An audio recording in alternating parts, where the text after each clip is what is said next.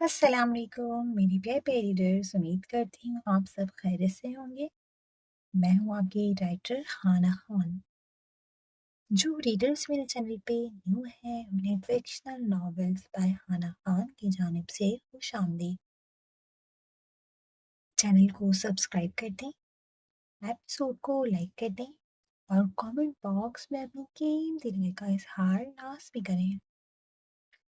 तल्समे मोहब्बत, अस्कलम हाना खान, किस्त number 46।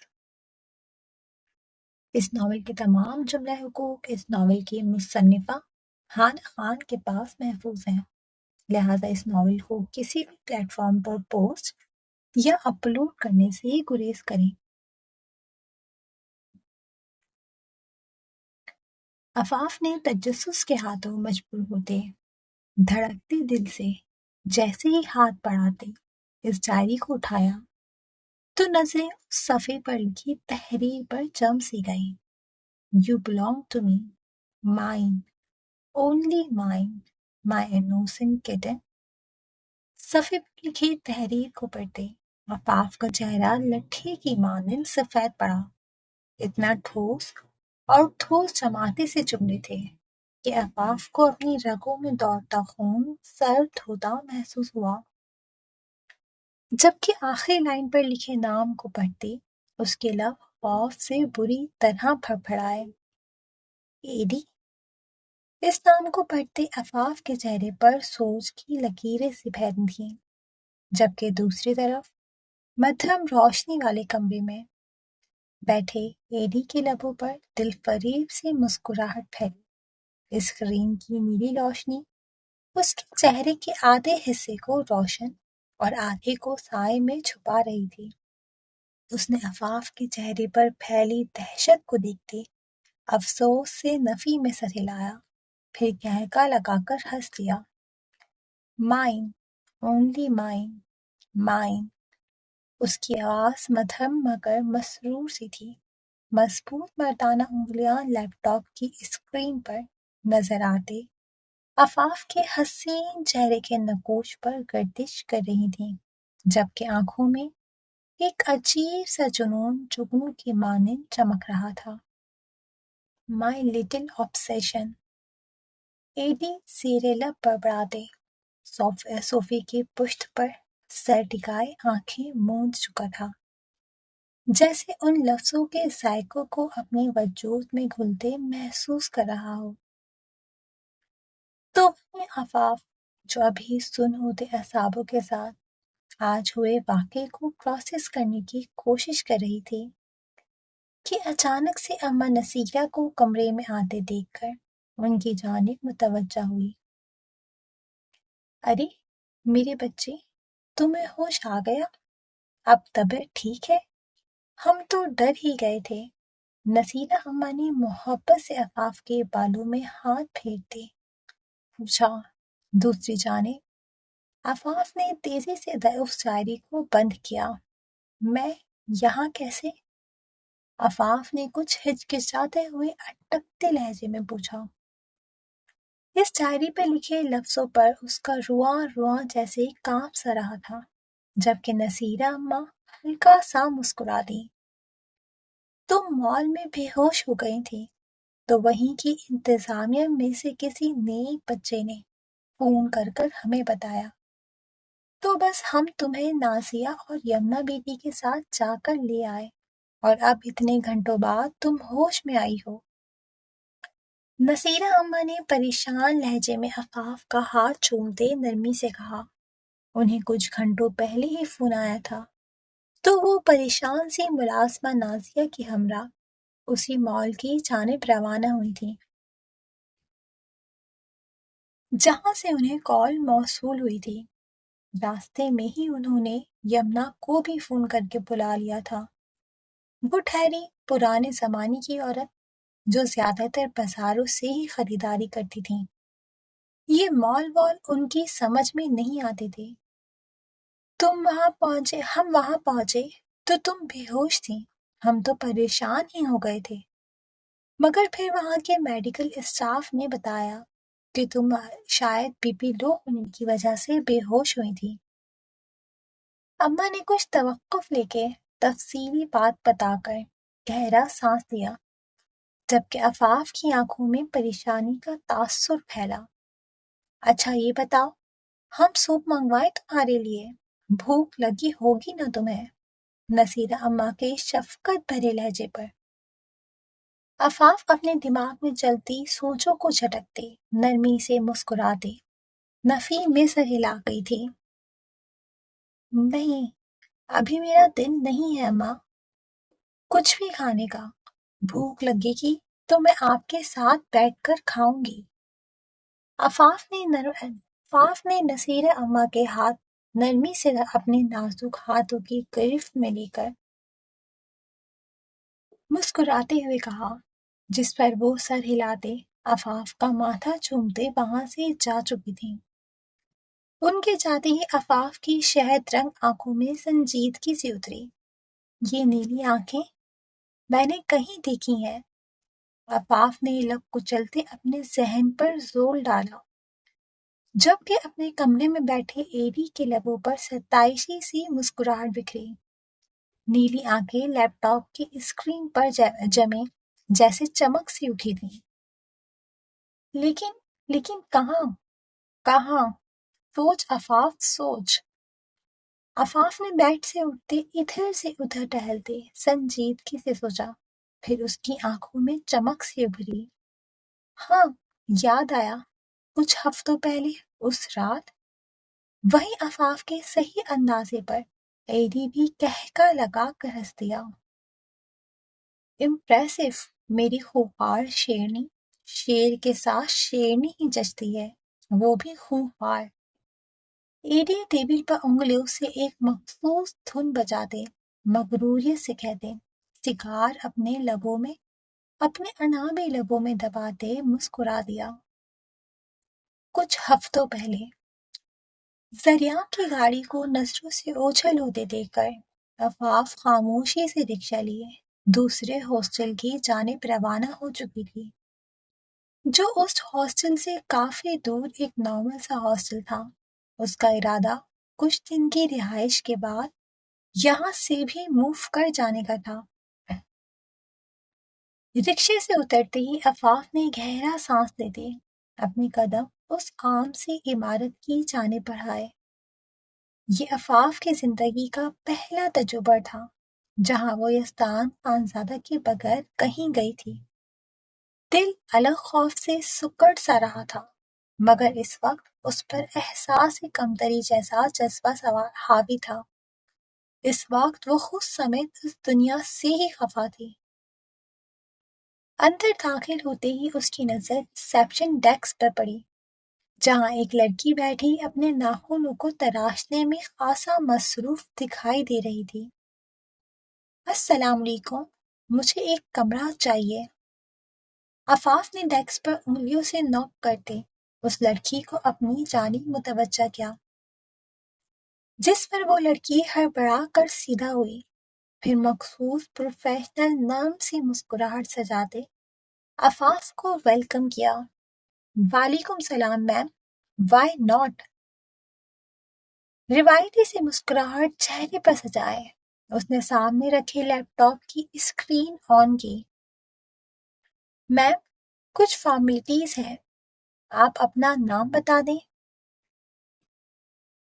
Reception پہ کھڑی لڑکی نے عفاف کی جانب دیکھتے اس کی شناخت جاننی چاہی تاکہ اسے روم الاٹ کیا جا سکے، جس پر عفاف نے لب کچلے، کومل خان۔ عفاف نے کچھ دیر سوچنے کے بعد اپنے اصل نام کی جگہ فرضی نام لکھوایا۔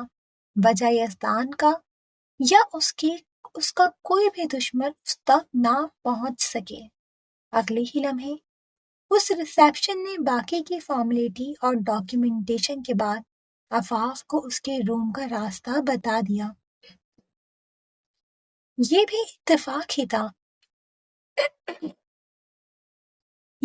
اتفاق ہی تھا کہ اس ریسیپشنسٹ نے عفاف کے ڈاکیومنٹس پر اس کا اصل نام نہیں دیکھا تھا۔ عفاف ٹھنڈی سانس لیتے اپنا سامان لیے اپنے مخصوص کمرے کی جانب بڑھ گئی تھی۔ فی الحال کچھ وقت تک اس کا وہیں رہنے کا ارادہ تھا۔ دل الگ اداس تھا۔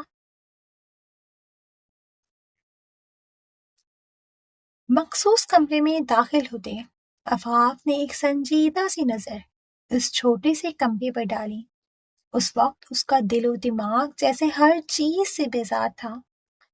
اپنے بابا جان کی بے یقین اور تکلیف میں ڈوبی نگاہیں آنکھوں کے پردے پر جیسے جم سی گئی تھیں۔ رہ رہ کر اسے گلٹ سا ہو رہا تھا۔ کیا میں نے ٹھیک کیا؟ بابا جان کو تکلیف پہنچی ہوگی۔ عفاف کی شہد رنگ آنکھوں میں لبلب سے آنسو بھر چکے تھے۔ اسے اپنے ہی کہے گئے لفظ اس وقت زہر کی مانند لگ رہے تھے۔ یزدان نے اسے ہمیشہ سینے سے لگا کر رکھا تھا اور آج وہ اپنی جان سے پیارے بابا کا دل بری طرح توڑ چکی تھی۔ عفاف بیڈ پر بیٹھتے ہاتھوں میں سر گرائے پھوٹ پھوٹ کر رو دی۔ جتنا آسان اسے یزدان خانزادہ کی سرپرستی سے الگ ہونا لگ رہا تھا، اتنا آسان تھا نہیں۔ اس کا اندازہ اسے کچھ ہی دیر میں ہو چکا تھا اور دل الگ احساس جرم میں گرفتار ہو چکا تھا۔ عفاف میں سسکی لیتے نم آنکھوں سے اس کمرے کا جائزہ لیا، پھر اپنی آنکھوں کو ہتھیلی سے رگڑتے فریش ہونے کا سوچا۔ وہ آئلین خانزادہ کو مکمل طور پر اس کے بابا جان سونپ چکی تھی۔ عفاف مضبوط بن، جب ایک فیصلہ کر لیا تو اس پر ڈٹی رہے۔ بابا جان پر صرف اور صرف ان کی سگی اولاد کا حق ہے، تو بھلا پھر تو کیسے کسی اولاد کا حق مار سکتی ہے؟ عفاف نے اپنے گال تھپتھپاتے ایک گہرا سانس لیتے اپنے قدم واش روم کی جانب بڑھائے تاکہ اس سب سے نکل سکے۔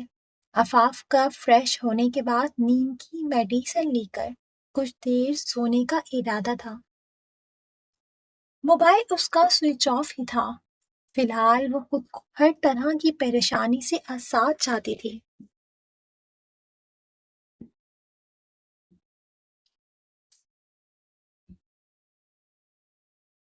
اگر یہ کہا جائے کہ وہ خود غرض ہو چکی تھی تو غلط نہیں تھا۔ اس وقت وہ ہر طرح کی پریشانی سے آزاد بس اپنی زندگی جینا چاہتی تھی۔ کچھ گھنٹوں کے آرام کے بعد دروازہ نوک ہونے اور مین کینٹین میں کھانے کے مخصوص وقت کا سنتے عفاف فریش ہوتے وہاں کی جانب روانہ ہو چکی تھی۔ اسے شدید بھوک لگی تھی اور زندہ رہنے کے لیے کھانا کھانا ضروری تھا۔ ابھی عفاف کینٹین سے کھانا کھا کر واپس اپنے کمرے کی جانب جا ہی رہی تھی کہ وارڈن روم سے آتی آوازوں کو سنتے اس کے قدم ٹھٹک کر رکے تھے۔ اندر اس کا نام لیا گیا تھا۔ ہمیں عفاف ملک چاہیے ہے، وہ اسی ہاسٹل میں ہے۔ تم نہیں جانتی کہ تم لوگ ہمارے باس کی بات نہ مان کر کتنی بڑی غلطی کر رہے ہو۔ تم سمیت تمہارا پورا خاندان اس کا خامیازہ بھگتے گا۔ وارڈن کے روم سے آتی بھاری اور خرد مردانہ آواز میں واضح دھمکی پر عفاف کا وجود خوف سے بری طرح لرزا۔ انہوں نے عفاف ملک کہا تھا، عفاف خانزادہ نہیں۔ عفاف کی چھٹی ہنس نے اسے کچھ بہت غلط ہونے کی نشاندہی کی۔ دیکھیں مسٹر، جب ہم آپ کو بول چکے ہیں کہ اس نام کی کوئی بھی لڑکی ہمارے ہاسٹل میں قیام پذیر نہیں ہے، تو اس کا مطلب ہے نہیں ہے۔ وارڈن کی آواز نسبتاً مضبوط مگر خوف زدہ سی تھی۔ ٹھیک ہے، ہاسٹل تو ہم چیک کر لیں گے، لیکن افسوس تجھے اوپر پہنچانے کے بعد اس شخص نے شاید گن لوڈ کر کے وارڈن کے سر پر رکھی تھی۔ رکو، میں کہہ رہی ہوں اس نام کی کوئی لڑکی نہیں ہے۔ یہاں چاہو تو ریکارڈز چیک کر لو۔ وارڈن نے خوف سے خود کو سرنڈر کیا تھا۔ وہ لوگ بہت خطرناک تھے اور کافی تعداد میں تھے۔ ہاسٹل کا کوریڈور اس وقت سنسان سا پڑا تھا، جبکہ سیکیورٹی اہلکار بھی اس وقت اندر ہی موجود تھے۔ دوسری طرف ریکارڈز کا نام سنتے عفاف کا چہرہ سفید پڑا تھا۔ اب اسے اپنی بے وقوفی کا احساس شدت سے ہو رہا تھا۔ اسے ایسے قائد نہیں ہونا چاہیے تھا۔ عفاف کی شہد رنگ آنکھوں میں خوف تیرا، ہاتھ پاؤں بری طرح لرزے۔ جلدی کرو، اس سے پہلے وہ دونوں خانزادے اس تک پہنچے، ہمیں اس لڑکی کو باس کے حوالے کرنا ہے۔ آخر اس چڑیا میں باس کے دو دشمنوں کی جان بستی ہے، ایسے ہی تو وہ دونوں اس چڑیا کو آج تک چھپاتے نہیں آئے ہیں۔ اس شخص نے کہکا لگا کر شاطرانہ انداز میں کہا۔ دوسری جانب عفاف الٹے قدموں تیزی سے اپنے روم کی جانب بھاگی تھی۔ بابا جان، آئی ایم سوری۔ زندگی میں پہلی بار عفاف کو اندازہ ہوا تھا کہ وہ اپنے بابا جان کے بغیر واقعی تنہا ہے۔ اس کے ہاتھ پاؤں سرد سے پڑ رہے تھے۔ تیزی سے اس نے اپنے دماغ کا استعمال کرتے اپنا بیگ اٹھایا اور کھڑکی کے ذریعے نیچے اترتے مین دروازے کی جانب بھاگی۔ سیڑھیوں سے جانا خطرناک ثابت ہو سکتا تھا، تبھی اس نے کھڑکی کا راستہ اپنایا تھا۔ سیکیورٹی گارڈ بھی اندر ہی موجود تھے، اور یہ بھی عفاف کی خوش قسمتی ہی تھی کہ عفاف کے بارے میں پوچھ گچھ کرنے والے بھی سارے اندر ہی موجود تھے۔ شاید انہیں عفاف سے اس قدر بہادری کی امید نہیں تھی۔ موقع پاتے ہی عفاف گیٹ سے باہر نکل چکی تھی۔ ہر سو گہرے سناٹے کا راج تھا۔ یہ ہاسٹل بھی شہر سے کچھ دور تھا، تو ہر طرف جھاڑیاں اور سناٹا سا تھا۔ اسٹریٹ پر لگی لائٹس آس پاس کچھ روشنی بکھیر رہی تھی۔ دور کہیں ایک ٹوٹی پھوٹی بلڈنگ دکھائی دے رہی تھی۔ عفاف بیگ کو سینے سے لگائے خوفزدہ سے انداز میں لمبے قدم چل رہی تھی۔ ارادہ جلد سے جلد کسی محفوظ جگہ پر چھپ جانا تھا۔ ساتھ ساتھ آنکھوں سے بہتے آنسو سامنے کے منظر کو دھندلا کر رہے تھے۔ اسے اپنی بے وقوفی کا احساس شدت سے ہو رہا تھا۔ ماضی میں حالات جیسے بھی رہے تھے، مگر یزدان خانزادہ نے کبھی بھی اس کے سر پر سے شفقت کا سایہ نہیں اٹھایا تھا۔ اسے ہمیشہ اپنے سینے سے لگا کر رکھا تھا، اور آج وہ اپنے جذباتی پن کی وجہ سے دنیا کے ٹھوکروں پہ آنے کے در پر تھی۔ آئی ایم سوری بابا، میں بہت بے وقوف ہوں۔ آج تک آپ نے میری وجہ سے خود کو مشکل میں ڈالا۔ آپ کا کیا جاتا اگر آپ مجھے کسی یتیم خانے میں چھوڑ دیتے؟ میں آپ کی ذمہ داری نہیں تھی، لیکن پھر بھی آپ نے مجھے سینے سے لگایا، اپنے بچوں کے حصے کا پیار دیا، اور میں ناشکری نکلی۔ عفاف، تم نے یہ کیا کر دیا؟ منہ میں دوپٹہ دیے وہ خوف زدہ سا روتی، دل پکڑے جانے کے ڈر سے ہی کانپ رہا تھا۔ یزدان نے تو ہمیشہ اسے سنبھال کر رکھا تھا، سب سے چھپا کر۔ اس کے ارد گرد ہمیشہ لاتعداد سیکیورٹی ہوتی تھی کہ یزدان خانزادہ کی اجازت کے بغیر اس کے آس پاس کوئی پرندہ بھی پر نہیں مار سکتا تھا۔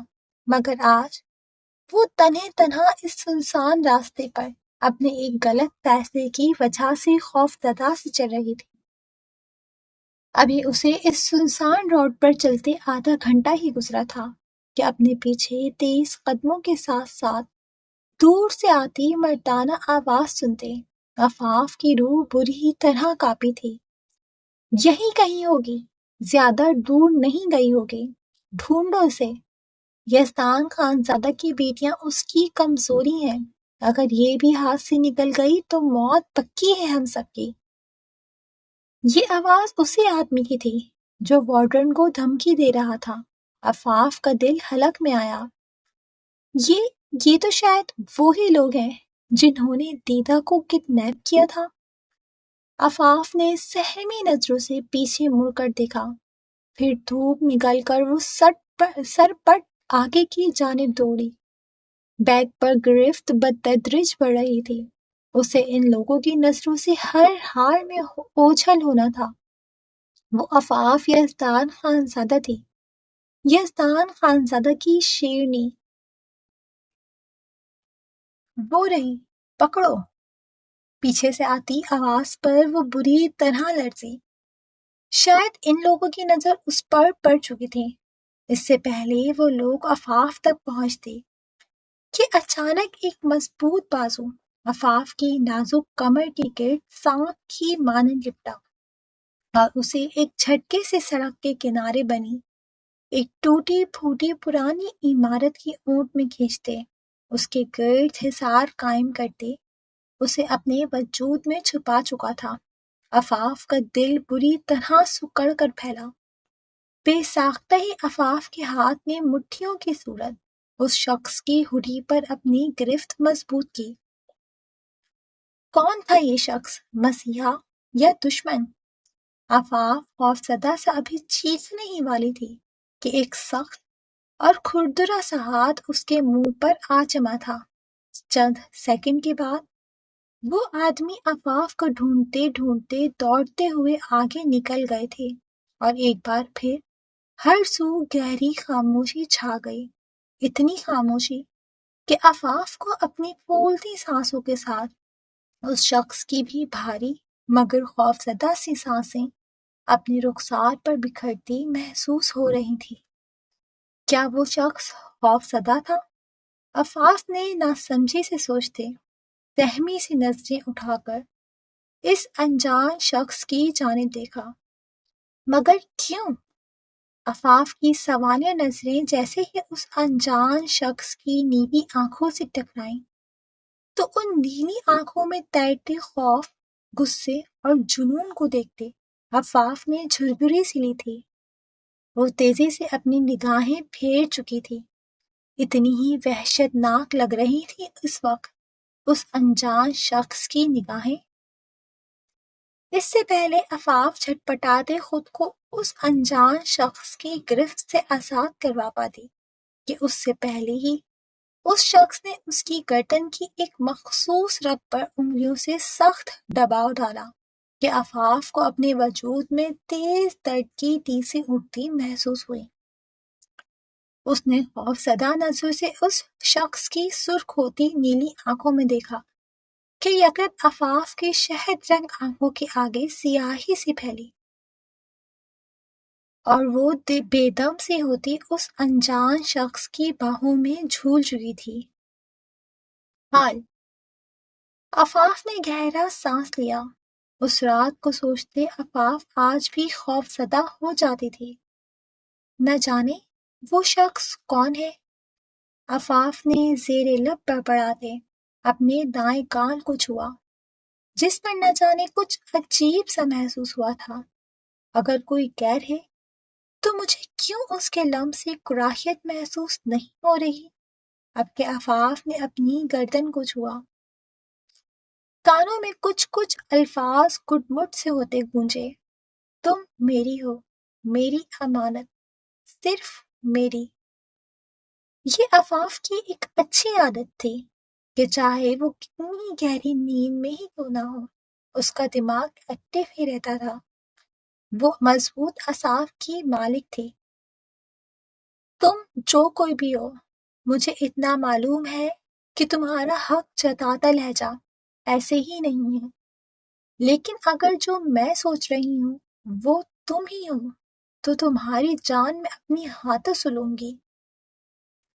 पुरसोर लहजे में बोलते आखिर में आफाफ ने दांत कुचकुचाए थे तो वहीं स्क्रीन पर नजरें टिकाए बैठा शख्स मगरूरियत से हंस दिया। That's my clever little kitten, but you are still far from me. AD ने अपने निचले लब को दांतों में दबाते शरारत से कहते, एक आखिरी गहरी निगाह लैपटॉप पर चमकते आफाफ के चेहरे पे डालते, लैपटॉप की स्क्रीन बंद करते, एक मखसूस नंबर डायल करते मोबाइल कान से लगाया था। مجھے ان کے گرد سیکیورٹی سخت سے سخت چاہیے۔ کسی قسم کی غلطی کی گنجائش نہیں ہے، ورنہ اگلی بار تم لوگوں کو جان سے مار دوں گا۔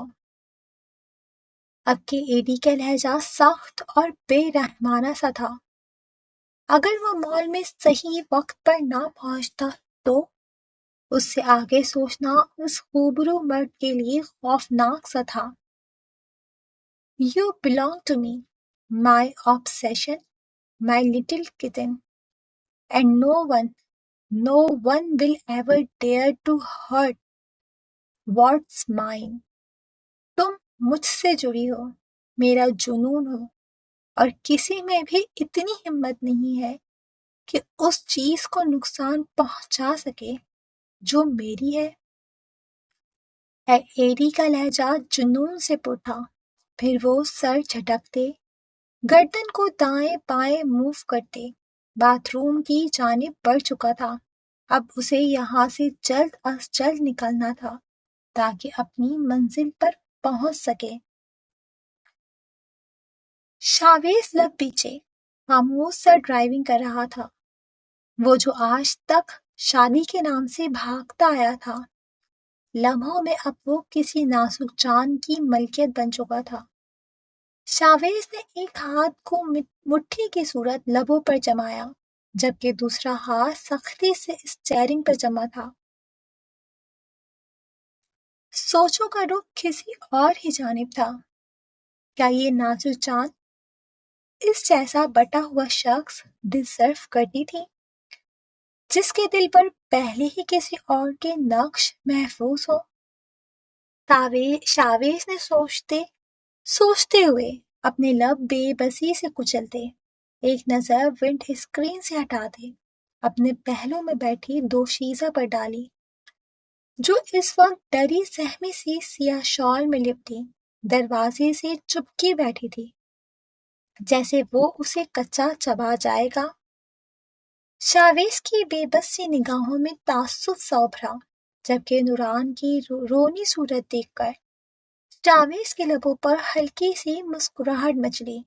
یہ لڑکی اتنی معصوم نہیں تھی جتنی بن رہی تھی۔ شاویز نے سوچتے گہرا سانس لیا۔ کچھ کھاؤ گی؟ نوران کو پریشانی سے اپنے ناخن کترتے دیکھ کر شاویز نے منہ بنایا۔ اسے لڑکیوں کی یہ عادت انتہائی زہر لگتی تھی۔ جبکہ شاویز کی اچانک آواز پر نوران ایک دم سے اچھلی، جس پر شاویز نے قہقہ ضبط کرتے آنکھیں چھوٹی کر کے نوران کو گھورا۔ عجیب نمونہ مورے نے میرے سر پر ڈال دیا ہے۔ جب آن حویلی ہی جا رہی تھی تو ان محترمہ کو بھی اپنے ساتھ ہی لے جاتی۔ شاویز نے سوچتے ہوئے آنکھیں گھمائی جبکہ دوسری جانب نوران کے نادر خیالات بھی شاویز سے کچھ ملتے جلتے ہی تھے۔ کیا چلا جاتا اگر آنٹی مجھے بھی اپنے ساتھ لے جاتی؟ اس خڑوس پولیس والے کے ساتھ مجھ معصوم کو چھوڑ دیا۔ میری سانسیں بھی اس جلاد کی موجودگی میں رک رک کر آ رہی ہیں۔ اللہ جی پلیز مجھے صحیح سلامت میری بہن کے پاس پہنچا دیں۔ نوران نے دل ہی دل میں بڑبڑاتے اپنے صحیح سلامت پہنچنے کی دعا کی تھی۔ سچ تو یہ تھا کہ اسے شاویز کے ساتھ ساتھ اس کی اتنی ریش ڈرائیونگ سے بھی خوف آ رہا تھا۔ وہ تو جیسے رونے کے در پر تھی۔ ساتھ ساتھ وہ پچھلے کئی گھنٹوں سے خاموش بیٹھے بیٹھے جیسے اکتا سی گئی تھی اور پیٹ میں چوہے الگ کود رہے تھے۔ صدمے میں چلی گئی ہو؟ شاویز نے نوران کی آنکھوں کے آگے چٹکی بجاتے اسے ہوش دلانی چاہی۔ مرمرا جاتی تو الزام تو بیچاری شاویز پر ہی آنا تھا نا۔ ایک دم سے شاویز کو خود پر رحم سا آیا، نہ جانے کیوں اسے اپنا اور زریام کا حال ایک جیسا لگا۔ اسے یقین تھا کہ اگر اب اس نے نوران سے ذرا سے بھی سخت لہجے میں بات کی تو اس کے پیارے دائس بابا تو بعد میں اس کا منہ توڑتے۔ پہلے یہ کام اس کے پیارے مورے ہی کرتے تھیں۔ مجھے بھوک لگی ہے۔ نوران نے سیٹ پر اپنے نازک ہاتھ کی گرفت مضبوط کرتے آنکھوں میں نمی لیے شاویز کی جانب معصومیت سے دیکھا، جس پر شاویز اش اش کر اٹھا۔ باہر نوران ملک کی معصومیت۔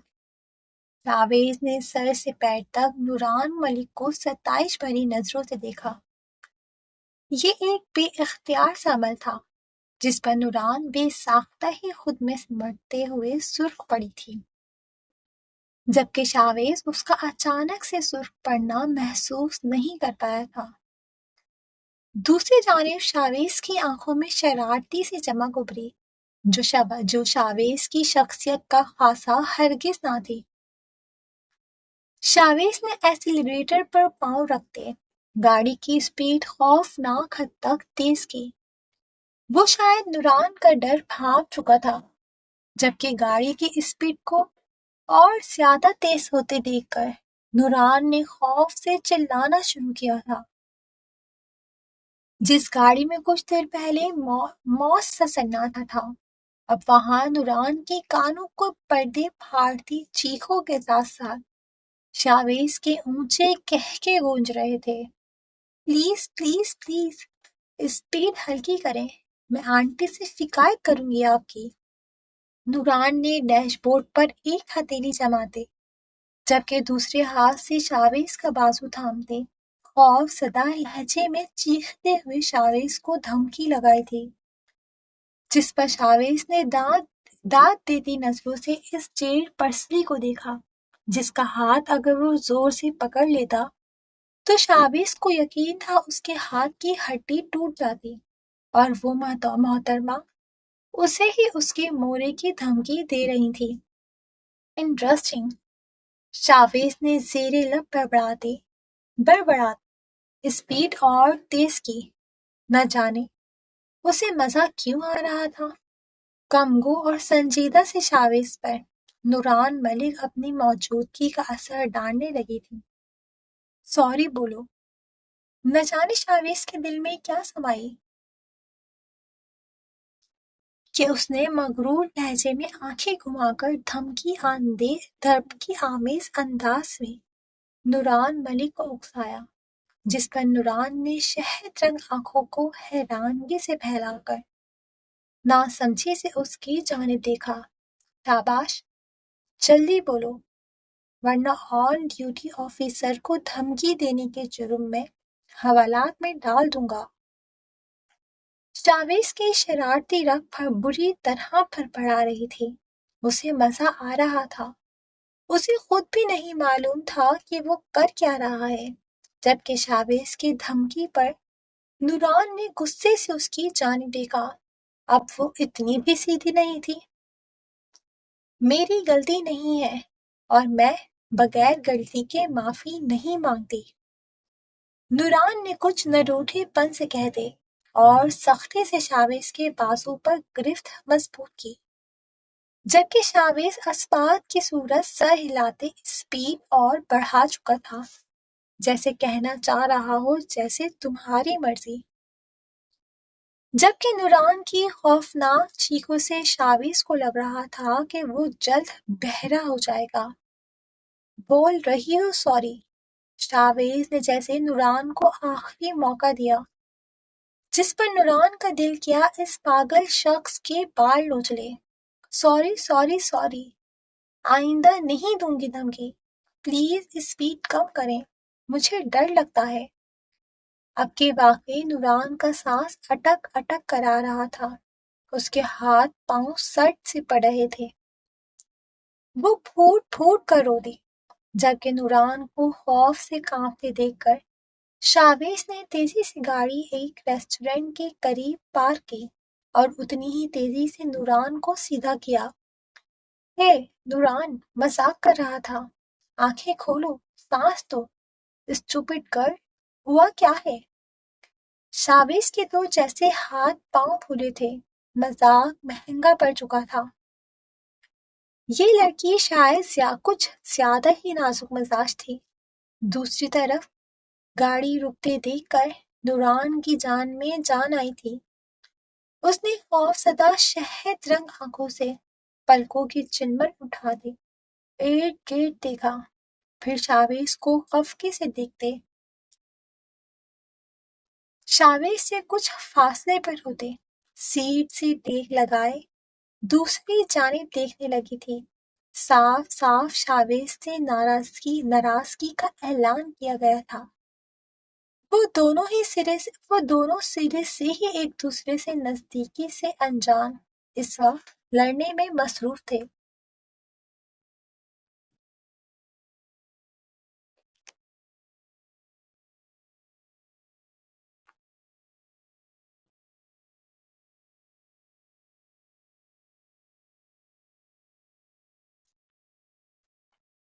وہ دونوں سرے سے ہی ایک دوسرے سے نزدیکی سے انجان اس وقت لڑنے میں مصروف تھے، جبکہ شاویز منہ کھولے حیرانگی سے اس اجوبی کو دیکھ رہا تھا جو کچھ دیر پہلے فوت ہونے کی در پر تھی اور اب اس سے منہ موڑے اسے ہی ناراضگی دکھا رہی تھی۔ ڈرامہ کوئین شاویز نے زیر لب بڑبڑاتے نوران کو ایک اور نام دیا۔